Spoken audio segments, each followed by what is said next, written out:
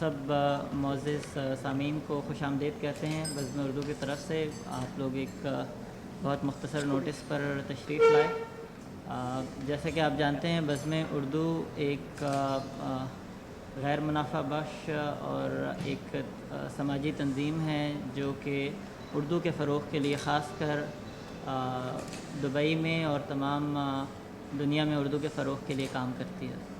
ہمارا پچھلا مشاعرہ جس میں آپ سب کا تعاون شامل رہا، ایک بڑی کامیابی تھی اور بڑا سنگ میل تھا جو ہم نے طے کیا۔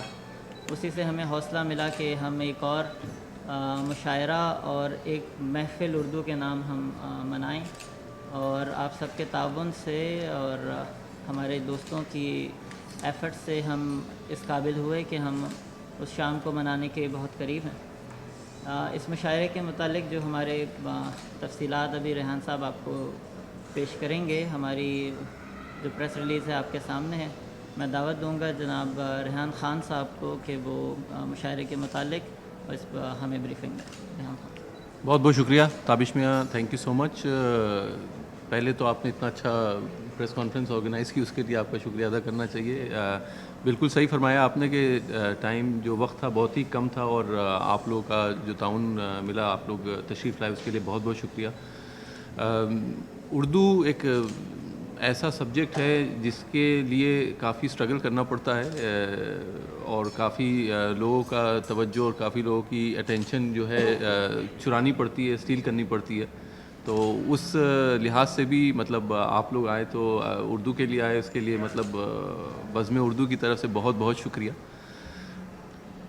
ایک سال پہلے بھی ہم نے ایک پریس کانفرنس کی تھی، اور ایک صاحب نے سوال کیا تھا، بہت اچھا سوال تھا، انہوں نے کہنے کہ آپ دبئی نئے نئے آئے ہیں اور آپ کے پاس کوئی آرگنائزیشن نہیں ہے، آپ کے پاس کچھ بھی نہیں ہے، آپ کیسے کریں گے بھائی مشاعرہ، یہ بتائیے۔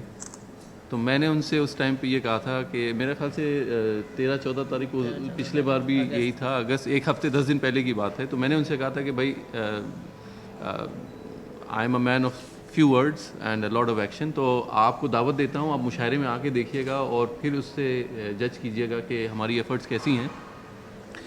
ہماری تنظیم کی ایک خاص بات یہ ہے کہ جتنے بھی کام کرنے والے اور جو والنٹیئرز ہیں، سبھی والنٹیئرز ہیں، سب اپنے پروفیشنل لائف میں بہت بزی ہیں، لیکن اردو سے ایسی محبت ہے اور اردو کی خدمت کے لیے ایسا جذبہ ہے کہ وہ کہاں سے ٹائم نکال لیتے ہیں، اور اس کے لیے کیا کیا نہیں کرتے، مطلب میں آپ کو بیان نہیں کر سکتا ہوں۔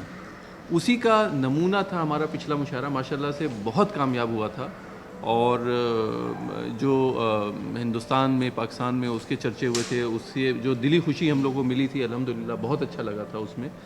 تو 80% جو ہمارے ممبرز ہیں، ہمارا بہت چھوٹا سا گروپ ہے، مشکل سے 20 لوگ ہیں ہمارے گروپ میں، اور